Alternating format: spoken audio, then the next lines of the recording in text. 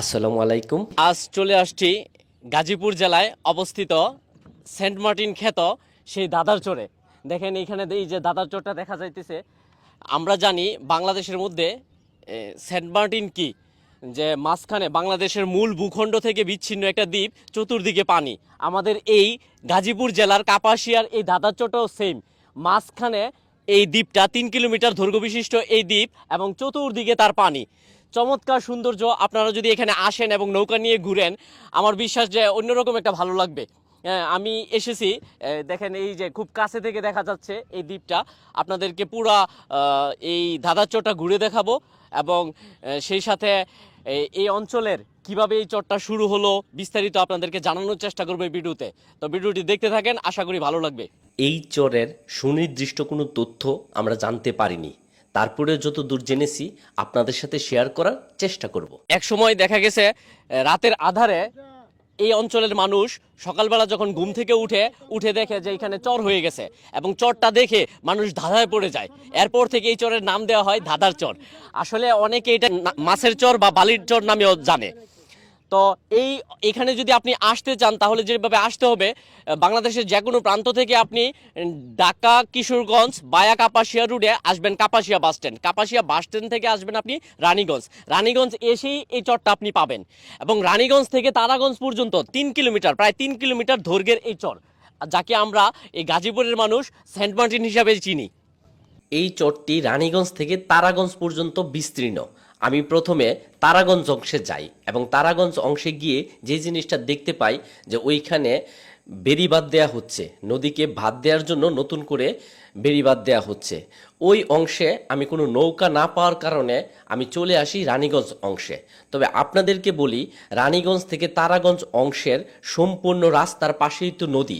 এই নদী, রাস্তা এবং এর পরিবেশ এবং দূরের সেই চর বা দ্বীপ আপনাকে মুগ্ধ করবে।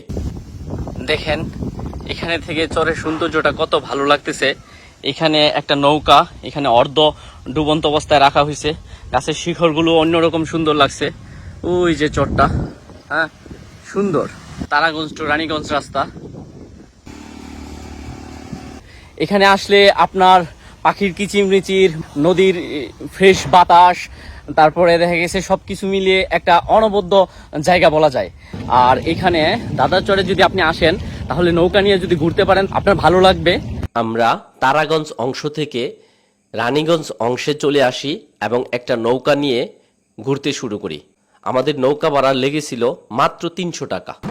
চমৎকার নৌকা ভ্রমণ আসলে মানুষের মনের খোরাক, প্রাণের খোরাক। নৌকার মাঝি ভাইয়ের সাথে কথা বলে আমার যথেষ্ট ভালো লেগেছে। আমাদের নৌকার যে মাঝি, ওনার কাছ থেকে জানার চেষ্টা করব যে এখানে প্রতিদিন কিরকম মানুষ আসে বলেন তো একটু। প্রতিদিন আয় অনেক মানুষ, প্রচুর মানুষ হয়। ইচ্ছা জন্য আরো বেশি হয়, আরো বেশি আসে। বেশি আসে ইচ্ছা জন্য। অর্থাৎ উনি বলতেছিলেন ঈদের যে মৌসুম, ঈদের সময় আরো অনেক বেশি মানুষ আসে। কোথা থেকে আসে? এটা ঢাকা থেকে অর্থাৎ সব জায়গা থেকে আয়, বিভিন্ন অর্থাৎ দেশের সব উনি যেটা বলতেছিলেন যে দেশের সব জায়গা থেকে এখানে মানুষ ঘুরতে আসে। আর যখন দেখা গেছে ঈদ বা এই ধরনের পূজা বা এই ধরনের উৎসব যে মুহূর্তগুলো, ওই সময় মানুষ বেশি আসে। এই মৌসুমে বেশি আসে। বেশি আসে। পাবলিক। আচ্ছা আপনি একটু বলেন তো, এখানে নাকি 2টা নদী একসাথে হয়েছে, এটা কি? এটা কি শীতলা কার্বন মুহূর্ত। প্রিয় দর্শক, এখানে আমি যদি ওই পাশে যাই, যে দেখেন এইখান থেকে দুইটা নদী দুই পাশে গেছে। এই পাশে যেটা গেছে এটা হলো শীতলক্ষা, আর ওই পাশেরটা হলো পুরাতন ব্রহ্মপুত্র। তো এইখানে একটা 2টা নদীর মোহনা বলা যায় বা মিলনস্থল এই জায়গাটা। ওই পাশে ছেলেরা ফুটবল খেলতেছে, ওই যে ওই পাশে ফুটবল খেলতেছে, মানুষ ফুটবল খেলতেছে। হ্যাঁ, তো এখানে প্রতিদিনই দেখা গেছে মানুষ ঘুরতে আসে। তো আশা করি আপনারা আসবেন, হ্যাঁ, আর বেশি বেশি করে আমার ভিডিও দেখবেন। আর ভিডিওতে ভুল ত্রুটি থাকতে পারে, ভুল ত্রুটি থাকার পরেও দেখা গেছে আপনারা সাজেশন দিবেন যে কিভাবে ভুলমুক্ত সুন্দর কন্টেন্ট করা যায়। আমরা চেষ্টা করবো সামনে আরো ভালো ভালো কন্টেন্ট উপহার দিতে।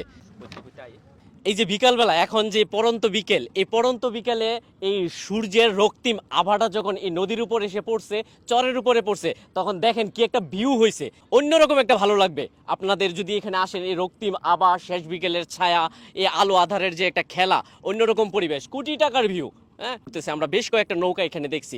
আর দূর দূরান্ত থেকে মানুষ প্রতিনিয়ত এখানে আসতেছে, এখানে আইসা দেখা গেছে নৌকা নিয়ে ঘুরে, সবাই ঘুরে। আর আমার বিশ্বাস যে আপনারা আমার সাথে একমত হবেন যে সরকার যদি উদ্যোগ নিয়ে এই এই এটার একটা পর্যটন কেন্দ্র হিসেবে করতো, তাহলে দেখা গেছে আশেপাশের তারা ভ্রমণ পিয়াসী মানুষরা আর অনেক বেশি ভালো লাগতো এদের এখানে ঘুরতে এসে। এই চরের মাথাটা একদম টাইটানিক জাহাজের মতো লেগেছে আমার কাছে। অনেকে দেখা গেছে এই সময় বনভোজন করে। এই যে দেখেন একটা নৌকা এখানে কয়েকজন মহিলা ঘুরতেছে, তারপরে দেখেন ওই পাশে আরেকটা নৌকা যারা বনভোজন করতে আসছে। কি অবস্থা ভাই, ভালো আছেন? হ্যাঁ ভালো আছেন। সবাইকে দেখা এই চরের দক্ষিণে নরসিংদী এবং উত্তরে গাজীপুর জেলা। তো বিকাল হয়ে গেছে, সন্ধ্যা হয় হয় একটা অবস্থা, যেতে ইচ্ছা হচ্ছিল না, তারপরেও যেতে হবে। পৃথিবীর সব রং নিভে গেলে পাণ্ডুলিপি করে আয়োজন, সব পাখি ঘরে ফিরে ফুরায় এ জীবনের সব লেনদেন, থাকে শুধু অন্ধকার মুখোমুখি বসিবার বনলতা সেন। দেখা হচ্ছে অন্য কোনো ভিডিওতে। সে পর্যন্ত ভালো থাকবেন, সুস্থ থাকবেন, সুন্দর থাকবেন। আল্লাহ হাফেজ।